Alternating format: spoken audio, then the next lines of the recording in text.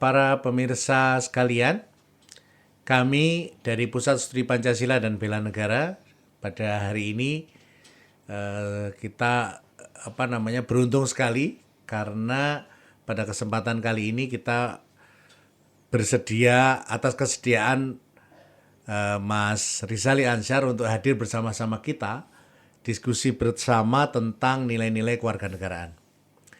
Selamat siang, Mas Rizal. Selamat siang. Teman-teman, para pemirsa sekalian, Mas Rizal ini adalah pemilik akun penyuluh pertanian lapangan. Beliau bukan hanya ahli dalam bidang ilmu-ilmu pertanian, tetapi juga seorang yang dalam bidang pertanian memanfaatkan teknologi dengan luar biasa.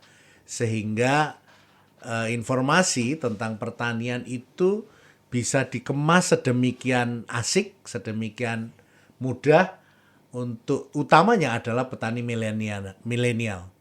Nah, pada kesempatan kali ini Pusat Studi Pancasila mengundang beliau untuk berdiskusi bersama terkait dengan petani milenial. Nah, saya akan buka dulu dengan sebuah pengantar. Kalau kita melihat salah satu tahapan di dalam ketahanan nasional, maka ketahanan nasional itu kalau melihat jenjangnya dari ketahanan pribadi. Jadi kalau ketahanan regional kuat, ketahanan wilayah kuat, ketahanan keluarga kuat, dan didukung ketahanan diri atau ketahanan individu yang kuat, maka akan dihasilkan ketahanan nasional juga yang kuat.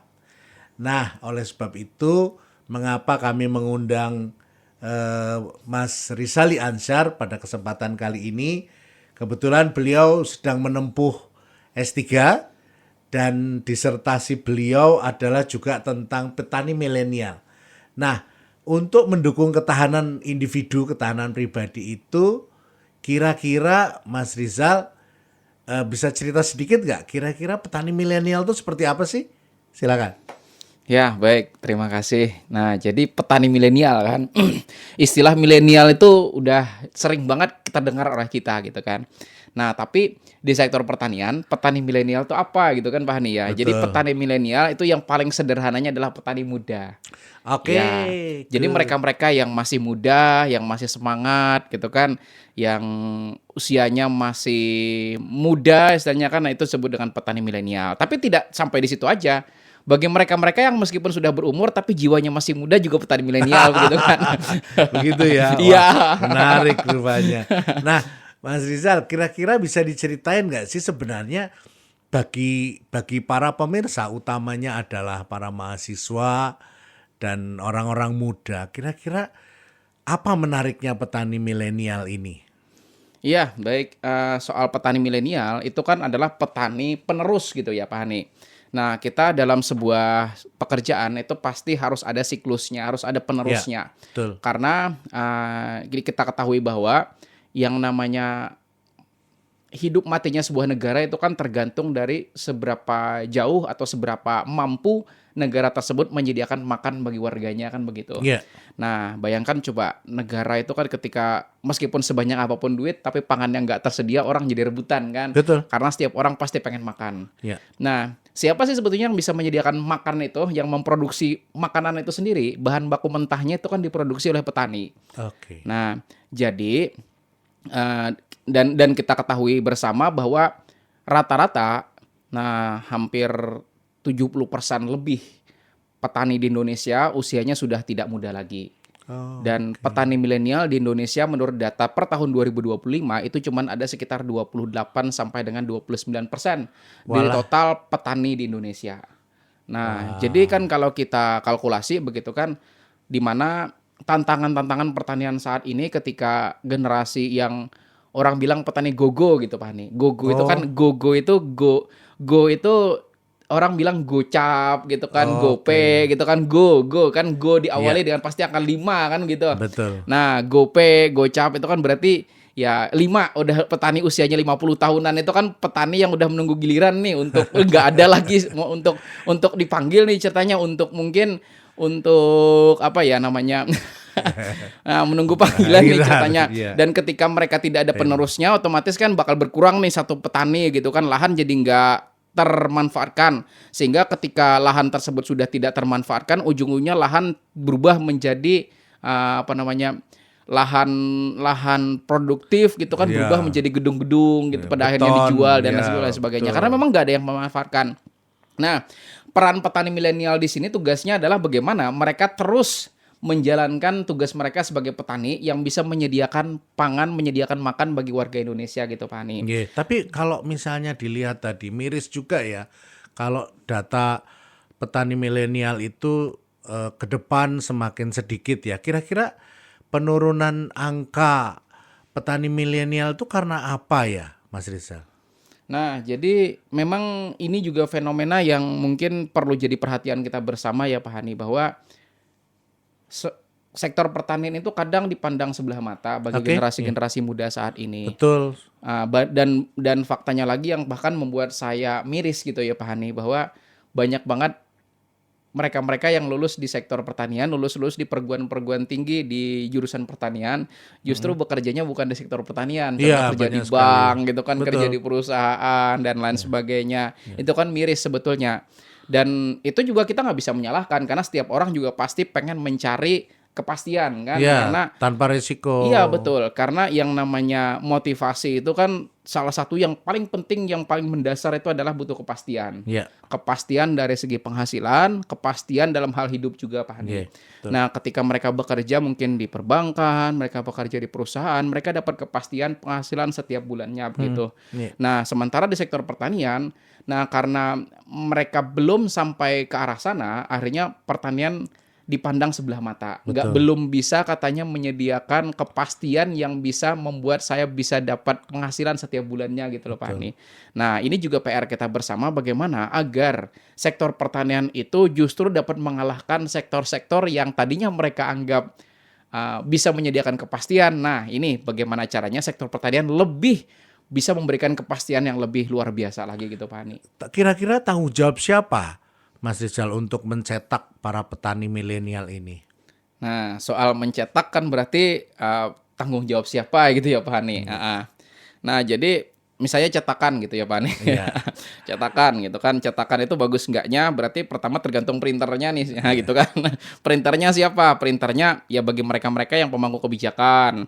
Kemudian perguruan-perguruan tinggi itu kan printernya nih ceritanya. Betul. Lalu tintanya siapa gitu. Iya.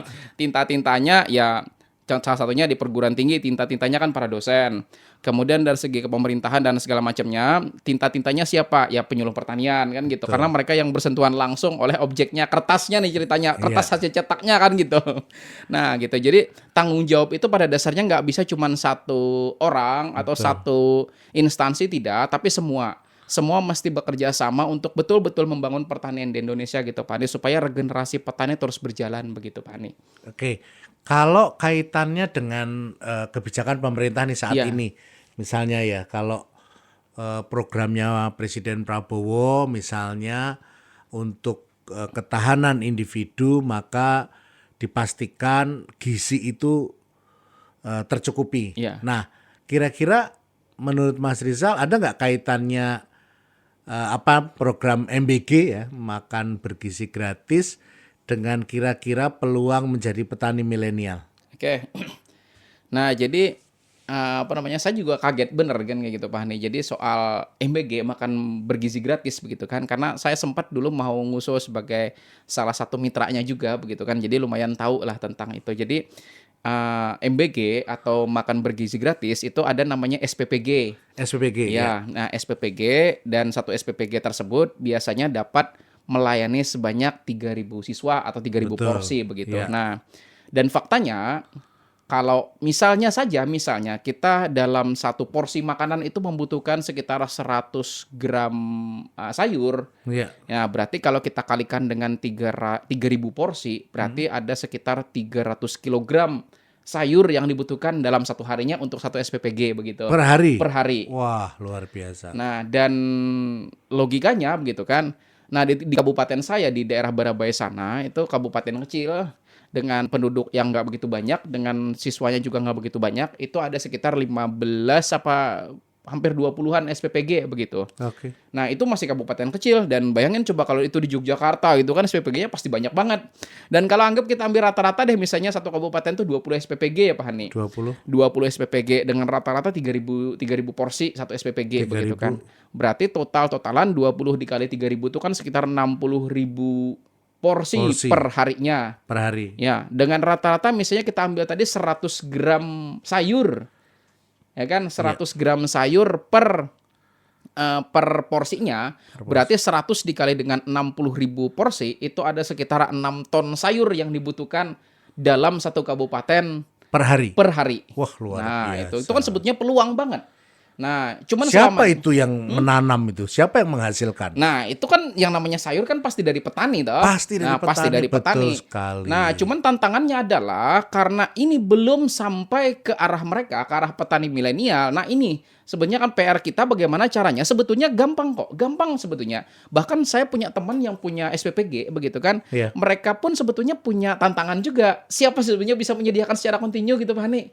Dengan Berharap standar, sekali ya, mereka betul. sebetulnya berharap yang menyediakan sesuai dengan standar yang mereka butuhkan dan Oke. kalau bisa diantar ke tempat kan begitu. Nah, Nah, ini tantangan gitu kan. Kadang ke pasar tiba-tiba habis. Makanya sempat fenomena terjadi di kabupaten saya. Sayur contohnya kayak bayam, kayak kangkung itu sampai mahal melonjak gila-gilaan. Kenapa? Karena ditarik oleh pihak SPPG semua. oke. Nah, itu. Akhirnya kan Begitu. terjadi kelangkaan dan kita tahu kan hukum ekonomi itu ketika barangnya dikit Betul. sementara peminatnya banyak gitu kan pasti harganya naik gila-gilaan luar biasa. Tapi Dulu juga sebaliknya ya, Iya, kalau ketika panen raya, Iya. ini kan yang banyak dikeluhkan oleh petani. Ketika panen raya banyak panennya harganya jeblok. Iya. Kira-kira itu kenapa ya Mas Rizal? Kok bisa terjadi seperti itu? Nah, beda lagi kan kalau soal panen raya. Nah, Iya. contoh kayak kita balik lagi seputar SPPG tadi ya Pak Hani. Iya. Nah, SPPG mereka kan yang dibutuhkan jenis sayur-sayuran, terutama Oke. jenis sayuran daun. Iya. Nah, kemudian untuk sayuran lain bagaimana? Misalnya kan kayak cabai dan lain sebagainya, itu diperlukan SPPG enggak? Karena kalau selogika kita gitu kan, SPPG yang dikasih makan kan anak-anak. Iya. Kemudian menu-menunya kan otomatis nggak mungkin toh kita ngasih sambel ke mereka kan kayak gitu. Oke. Nah, akhirnya kan kebutuhan kayak contoh kayak cabai nggak bisa ditarik sama pihak SPPG. Oh. Nah, sehingga yang itu tadi, yang cabai dan segala macam ujung-ujungnya lari ke pasar bebas. Karena Oh, sebetulnya kan iya. pasar ini kan ada dua. Betul. Nah, namanya pasar bebas. Iya. Nah, yang kedua pasar yang sudah terfokus. Nah, sebagai contoh kayak pasar bebas, berarti kan semua orang bisa membeli dari sana, semua orang juga bisa menjual ke sana. Iya. Tapi kan resikonya adalah harganya ketika Harga pasar.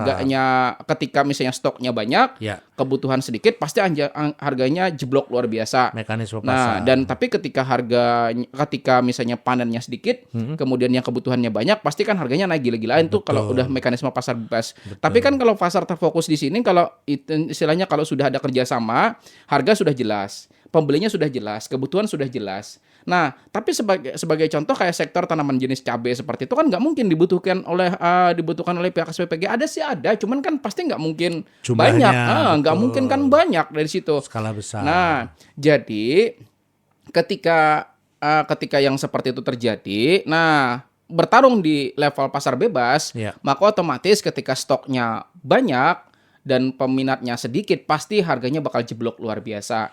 Maka sebetulnya di sini yang paling penting itu adalah strategi kita. Strategi. Ya, strategi Betul. kita untuk mengetahui sebetulnya. Nah, sebagai contoh kan sudah dipaparkan tadi seputar kebutuhan sayur-sayuran yang sebetulnya nggak sedikit nih. Betul. Nah, akhirnya kita juga bisa masuk ke sektor-sektor tersebut. Karena selama ini gitu kan kita tuh hanya terfokus kepada sesuatu yang sifatnya besar. Berlian besar nih ceritanya. Oke. Emang betul sih kalau misalnya kayak jenis tanam cabai gitu kan, kita nanam misalnya ya 3.000 pohon misalnya Pak Hani ya. 3.000 pohon dengan panen sekitar 150 kilo. Sekali panen dan itu misalnya per minggu 150 kilo, blek langsung misalnya kena harga Rp50.000 misalnya. Kali 150 kilo sekali panen itu 4,5 juta loh Pak Hani. Oh. Sekali panen. Iya. Dan itu seminggu. Nah, seminggu misalnya kali 4. 4,5 juta kali 4 itu 18 juta lah. Orang siapa yang nggak kepengen kan itu kan berlian besar. Betul. Nah, cuman gara-gara kita melihat berlian besar, semua orang pasti pengen nanamlah Nanam semuanya. yang sama. Iya, nah Itu yang terjadi yang Jawa itu yang Timur terjadi. itu. Iya, Kan orang kemudian nanam cabe, panen raya, semua tanam cabe, iya, kaya raya, harganya melonjak, beli Pajero, iya, Fortuner, tapi setelah itu ambruk, iya, kau ganti jual iya Pajero. betul. Tapi ngomong-ngomong Pajero, cuman laki-laki yang bisa beli, Pak. Oh, kenapa itu? Karena kalau perempuan namanya Mak Jero, Pak. Pajero, ya ini Bapak. Pak Jero katanya Mak Jero. Enggak bercanda ya, teman-teman. Betul. Heeh. Baik, kalau Nah. begitu kita lihat peran pemerintah. Kira-kira apa yang bisa dilakukan oleh pemerintah untuk mencetak para petani milenial ini? Nah, jadi sebetulnya sesuai dengan definisinya, petani milenial itu kan petani muda yang pastinya setiap perkembangan hidupnya itu kan dipengaruhi perkembangan teknologi secara masif nih. Nah, berarti sebetulnya peran dari pemerintah itu adalah sebaiknya atau seharusnya memberikan semacam informasi yang lebih transparan, memberikan data-data yang lebih transparan yang bisa diakses oleh siapa saja sehingga mereka bisa tahu gitu kan. Misalnya ketika mereka bisa akses, oh ternyata di daerah Jawa Timur saat ini yang lagi Iya. banyak nanam tomat. Tomat. Nah, ternyata di situ pare, gambas kurang. Nah, berarti dalam sebulan ke depan yaudah nanam Ya, itu kan kayak gitu. kesempatannya ke sana. Iya. Betul ya. Nah, jadi menyediakan informasi data seperti itu yang bisa diakses oleh mereka-mereka siapapun kan gitu bisa mengakses sehingga ketika mereka bisa mengakses mereka bisa menentukan tanaman apa yang mau aku tanam setelah ini begitu. Yang Itu cocok. ya yang cocok untuk ditanam yang nanti memungkinkan harga panennya lebih tinggi begitu. Ya. Yang pada akhirnya juga mereka itu berpotensi ketika mereka menghasilkan panen mereka tidak menerima namanya panen secara masif atau panen secara banyak kan begitu sehingga Oke. mereka dapat harga yang lebih bagus. Ya. Nah, itu yang pertama. Jadi menyediakan data yang bisa diakses. Betul. Nah, itu. Real time ya. Ya, yang bisa diakses real time dan bisa diakses dengan mudah kayak gitu Mudah, kan nih. betul. Nah, kemudian yang nomor 2, meskipun itu sudah dilaksanakan, faktanya juga yang sering saya temui juga, memang betul misalnya itu juga mungkin sudah ada kan Ya. gitu. Cuman sosialisasinya ke tingkat petani belum sampai. Oh. Ya. Nah, itu juga perlu kita lebih maksimalkan lagi supaya mereka-mereka itu bisa lebih mendapatkan sosialisasi tentang hal itu. Karena kan informasi tentang berapa banyak Ya. tanam dan segala macam ini kan penting banget. Betul. Nah, jadi sosialisasi ini juga penting banget lebih digencarkan lagi supaya sampai ke tingkat-tingkat lapangan atau tingkat-tingkat paling bawah itu Pak Hani. Ya, saya menarik sekali dan saya kira mungkin benang merahnya justru petani milenial lah yang memiliki peluang itu. Karena apa? Karena kita tahu anak-anak milenial, Gen Z itu kan melek teknologi. Iya. Melek teknologi, bisa memanfaatkan teknologi salah satunya ya untuk mendukung seperti ini. Jadi petaninya juga bukan petani yang kemudian hanya pekerjaan mencangkul, hanya menanam, hanya panen itu saja, tapi yang penting utamanya sebenarnya adalah bagaimana teknologi yang sudah menjadi bagian keseharian kita bisa ikut mensupport, bisa mendukung petani milenial. Nah, kira-kira Mas Rizal, kira-kira apa ajakan yang bisa Mas Rizal sampaikan kepada para penonton milenial agar petani milenial itu menarik loh. Silakan. Iya. Jadi sebetulnya gitu kan apa yang kita dapati hari ini itu nggak lepas dari apa yang sudah kita pikirkan hari kemarin lusa atau beberapa hari, beberapa minggu atau beberapa tahun kebelakangan begitu. Termasuk juga masa depan adalah hasil dari pemikiran kita hari ini Pak Hani. Ya. Kan begitu. Nah, jadi termasuk juga apa yang kita fokuskan hari ini juga pasti akan berpengaruh pada masa depan. Nah, jadi buat teman-teman petani milenial kalau ingin masa depannya lebih bagus dan Anda juga saya yakin juga kan petani milenial itu sudah sering banget mengakses informasi, Ya. maka akseslah informasi-informasi yang mendekatkan kita pada tujuan yang kita inginkan. Oke. Nah, kan begitu. Kadang selama ini juga karena kita terdistrak oleh sesuatu informasi yang sifatnya halu, sifatnya nikmat sesaat. Anak mata Misalnya informasi yang mungkin menarik sesaat begitu, akhirnya kita jadi lupa tujuan utama kita. Sebagai contoh kayak informasi seperti yang istilahnya rame-ramean sesaat lah kayak gitu lah. Nah, pada akhirnya jadi membuat waktu kita habis gitu loh untuk nonton sesuatu yang tidak mendekatkan kita pada impian yang kita inginkan atau tujuan yang kita inginkan begitu. Ya. Jadi terus sebagai petani milenial, ketika Anda kepengen untuk meningkatkan produktivitas Anda di masa depan, sering-sering belajar. Karena di beberapa media, bahkan bukan cuman YouTube gitu kan, TikTok, Facebook dan lain sebagainya, sudah banyak kok teman-teman kreator yang sudah menyediakan informasi-informasi yang bermanfaat dalam usaha tani kita. Salah satunya penyuluh Ya, YouTube, akun penyuluh ya, pertanian lapangan. Jangan lupa subscribe YouTube beliau, akun beliau. iya. Ya, terima kasih Mas Rizal, menarik sekali tadi yang disampaikan. Kita mencoba membuka cakrawala baru bahwa bicara soal nilai-nilai kewarganegaraan itu bukan melulu bicara soal bagaimana nilai-nilai itu digaungkan, disuarakan, tetapi lebih implementatif. Maka pada kesempatan kali ini tidak salah kiranya Pusat Studi Pancasila dan Bela Negara UPN Veteran Yogyakarta mengundang ahlinya, pakarnya, petani milenial untuk berbicara dari sisi pertanian. Nah, terakhir mungkin mau disampaikan kesimpulan sebagai closing statement dari Mas Rizali Ansar. Silakan. Jadi saya mungkin mengutip dari sebuah jurnal begitu ya Pak Hani, yang judulnya Pathway to Adaptive Millennial Farmer. Nah, di situ dijelasin bahwa kalau kita ingin jadi adaptif, orang yang bisa beradaptasi, baik Oke. beradaptasi dari perubahan lingkungan, perubahan cuaca yang kadang misalnya udah, oh kita nih kayaknya musim hujan, ternyata musim panas gitu kan. Misalnya kemudian lagi harga yang lebih fluktuatif begitu kan. Maka salah satu faktor yang dapat mempengaruhi kita untuk bisa lebih adaptif adalah peran dari media.